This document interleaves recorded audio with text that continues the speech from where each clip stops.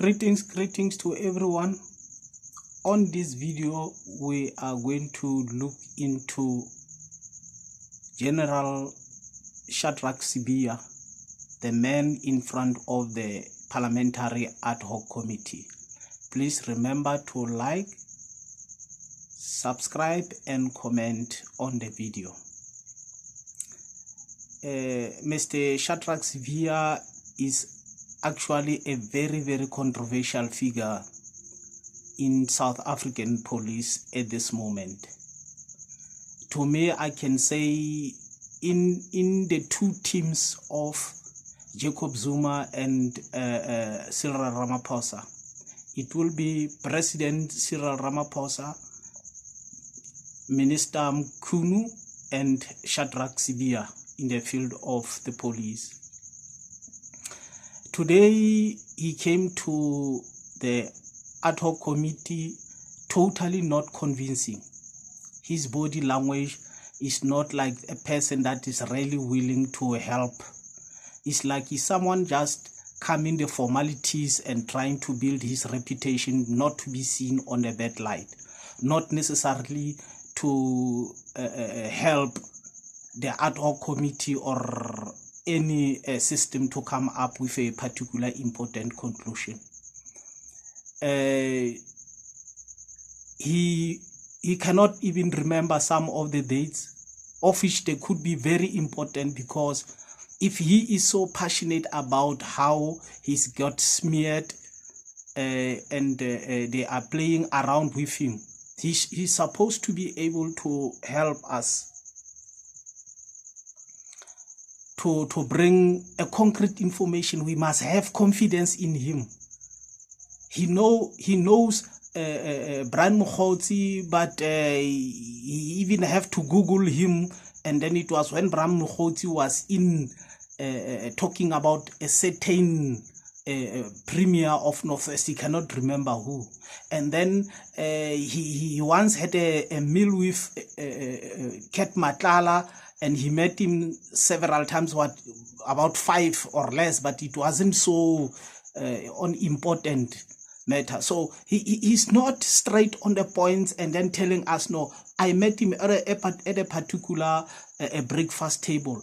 This is this. Just like how Mkhwananzi was passionate about. You cannot come and talk about somebody that was passionate, but you don't bring the same passion. So his body language, the way he is talking, is already telling us that we really cannot rely on him, because he doesn't have so much to bring in front of us. And once again, we must remember that this is the same man that was mentioned several times in the case of Senzo Meyiwa. Remember, he is allegedly stand to have interfered with the crime scene. Remember, after the crime scene have been set up and say this is a crime scene, it must be respected, and not everybody will get into it, like that lady that went on and sweep out the bottles and clean up the blood. How do you do that in the crime scene? Where were the police to see that nobody interfered with the crime scene?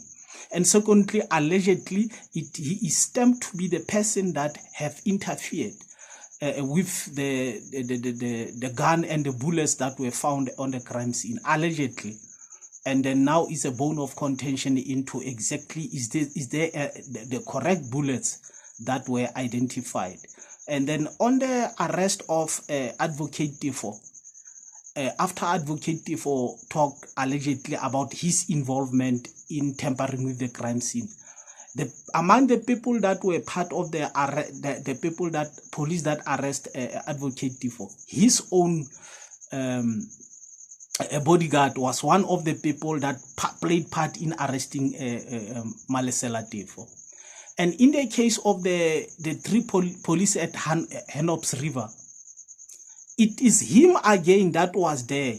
And then he made a statement in line of the police are not suspecting any foul play. In other words, he was saying the police are not suspecting that anything could have happened.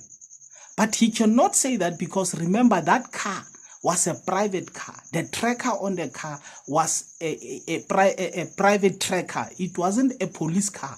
As a result, for any other possible foul play, the police was supposed to wait for the tracker company to make analysis and give the data to the police, and then after the police were given the data, it's only then that any particular conclusion can come across, because the tracker companies are normally involved with the security companies, and then they can be able to trace any possible foul play. So within 6 days, the tracker company could not have even found the devices to decide what is the possible foul play on the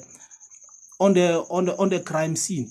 You know, but he already concluded that the police are not suspecting anything.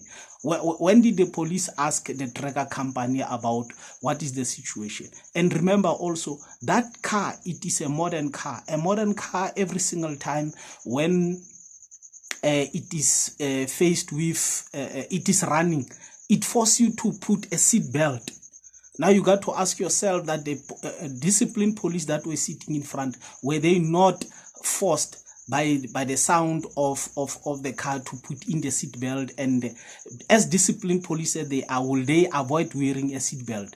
Was it not possible that some of them, the car taken by the river could have been taken with him or her? And also, one of the policewomen, one of the white guy allegedly in Limpopo, say he was, that policewoman was coming over to deal with a tip-off in regard to scent zamazamas in Limpopo. I first hear that the scent can also be part of the zamazamas. She was coming to deal with the scent zamazamas. So in so many very crucial and important testimony that involved the cartels and a very high-level tender people, allegedly the name of General Sibiya is getting named, and I see him not avoiding this one.